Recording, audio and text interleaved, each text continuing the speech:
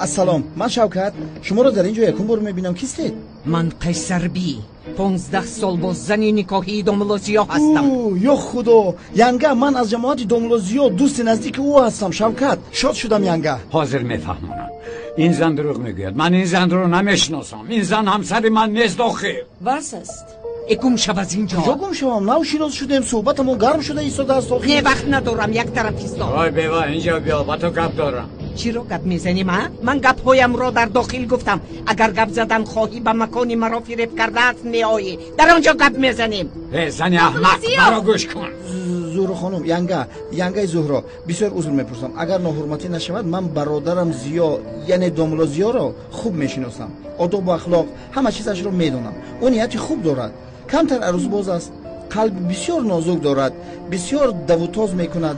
اما در موضوع عائله دار شوی جدی است. در حقیقت همه این تا دوره شما بود. تمام. به خدا او دیگر عروسبازی نمیکند. عروسبازی ها؟ مرا در نزد حفله انتظار شوید. من بابایم را دیده می آیم. عروسبازیش چی؟ تو چی گفتم ندارم میدانی ها؟ عروسبازیش چی؟ عروسبازی از کلمه تاجیکی گرفته شده. معنایش از پس دخترهای تاجیک. بچه دمت را گیر.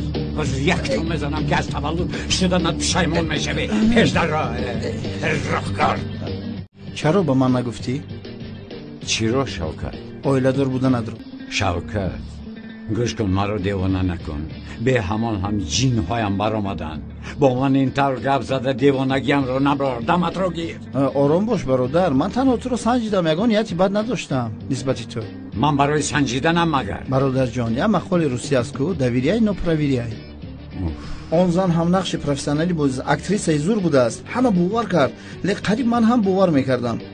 لیکن من جورای خیرس نه، جورای تو هستم. برای همین باور نکردم تا اون زمانی که خودت نفهمی. چی رو فهمم؟ چی رو؟ آمده هزار بلا را بسرم رفت. استغفرالله.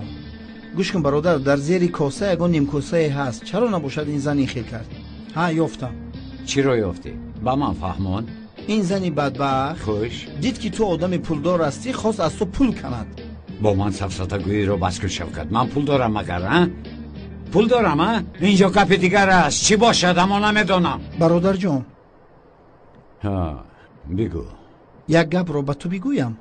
بگو. با فراموش نکرده باشی. چی رو شوکت؟ یعنی اما دوروی سروایرونی ده با همین زن عائله دار شده باشی یا فراموش کرده باشی؟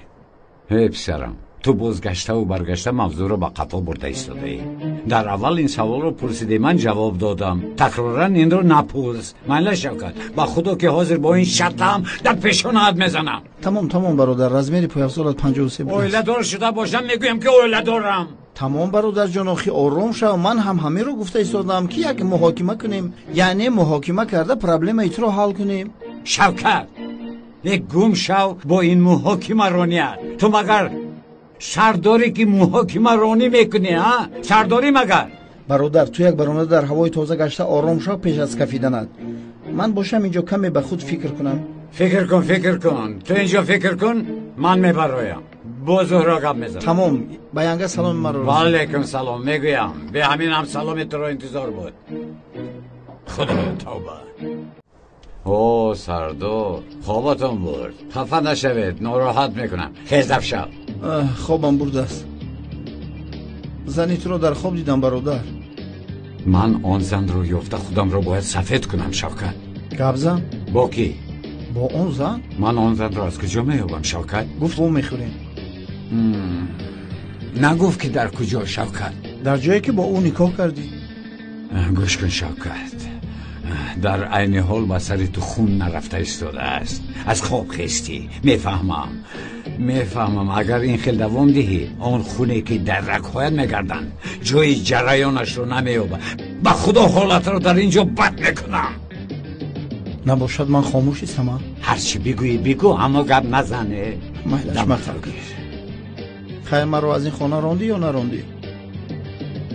شوکت تو چی مقصد داری؟ ها؟ چی مقصد داری عجبا؟ اگر رونده نشده باشه مشکلی نیست. اگر رونده شده باشه پس در یگانج خانه یافتنمون در کار است. گوسفند در فکر جان و قصاب در فکر گوشت. شوکت از خانه رانده شدن و نشدن اما مهم نیست. من باید بیگناهیم را اثبات کنم. من تا بیگناهیم را اثبات نکنم قدمم را به اینجا نمیگذارم. لباسایم را عوض کرده از اینجا میرویم. یا توبه، رانده شده میگویند به من. نه جای خوب و راحت و گرم را یافته بودم، از برای همین میگویم آخر.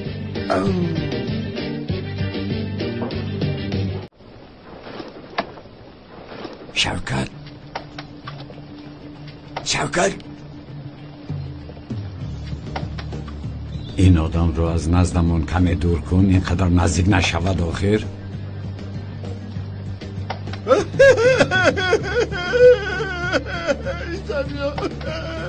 ای برادر دیگه گریه نکن، ای مرد جای گریز نیست. خیلی تذاب نتی برادر عزیز، خواهش میکنم. برادر خدا از شما راضی باشه، از شما در این روز سخت برا تنها نگذاشته. تمام. داملو بخشش حضرت یک چیز از شما پرسم، کلتکنتون را خوب گور کرده، قورش را چکور کنده؟ مگر ندیدی چقدر چکور گورانده؟ یه داملو گپ در این نیستم، من باید به سردار معلومات دیم. ده چخیلی که خواهی معلومات ده. گپ نیست تمام برادر، بیا دیگه بس که گیرم یکی چی فایده برادر عزیز. یک کسل میشه بیموشه، بیا بریم اکا یک صحبت کنیم، چق کنیم. وظیفه همون رو هم بجا آورده، اکنون پراکنده شده. استاد در بالای سری مایی دعا نمیکنه. دعا؟ بله استاد. دعا کردن لازم ها؟ هجری تو یکم بار دعا کرده ای؟ نه استاد نکردم، اما بسیار میخواهم. بیا در حق این بیچاره و بیکسی امروز تو دعا کن. بیشوخی میگوید استاد؟ پسرم انتظار نکن ما رو، تست سر کن. خدا از شما راضی باشد استاد که در بالای سر این مایی دعا خواندن را بر ذمه من گذاشته. خواهی جماعت آهسته روید.